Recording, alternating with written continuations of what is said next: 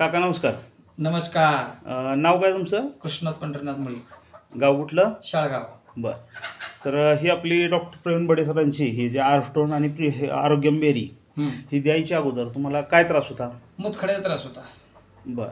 तर आता मला वाटते गेल्या वर्षी आपण तुम्हाला 3 महिन्याचा हा कोर्स दिला होता. हां.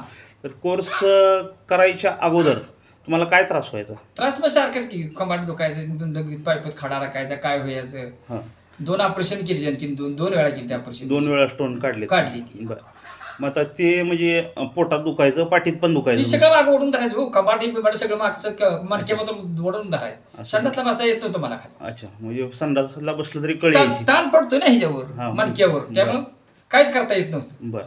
मग तर त्यानंतर तुम्ही हे 3 महिन्याचा कोर्स कोर्स केला हां. ते आरोस्टोन आणि आरोग्यम बेरी. तर हे 3 महिने घेतल्यानंतर तुम्हाला काय फरक वाटला? मला म्हणजे आता असं वाटतं की प्रोत्साहन वाटते मला ते काय वाटत नाही. लघवीचा त्रास नाही, कुठला मणक्याचा त्रास नाही, सांधेदुखी नाही, कुठली भानगड नाही, काही नाही. आणि स्टोनचा? स्टोनचा तर विशेष गोल करता हे काय तुमच्याबरोबर रिपोर्ट ठेवलाच की आता इथे. होय. हे आता आपण तुम्ही हे सोनोग्राफी करून आलाय हो एका वर्षानंतर. हो, हे 1.5 वर्षानंतर म्हटलं तर चालेल. होय ना? हो. हां.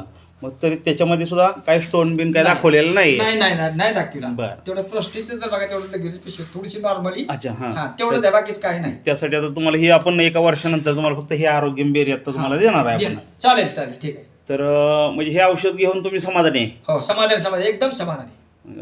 औषध घेऊन तुम्हाला बरं वाटतंय? बरं वाटतंय म्हणजे फ्रेश वाटतंय. फ्रेश वाटतंय. नंतर पहिलं डोळ्या कुत्र्यागत व्हायचं माझं काम. होय. उठायचं बसायचं नाही, बांगलायला गेलो गव्हात कापाय सुद्धा येत नव्हतं मला काय. होय. हो तर बरं. इतकी वाईट अवस्था माझी होती हां हां हां. की बरं किती आव्हान दाखले तुम्ही आला तर खरंच माझी लई वाईट अवस्था आहे. बरं बरं. तेवढं सोपं नाही ती. हां. तर हे जे औषधं बनवली ना, तर हे डॉक्टर प्रवीण बडे बर यांची आयुर्वेदामध्ये PhD झाली.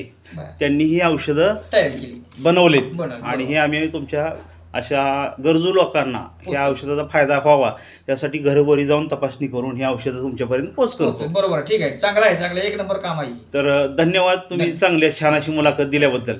चालेल. धन्यवाद. ओके.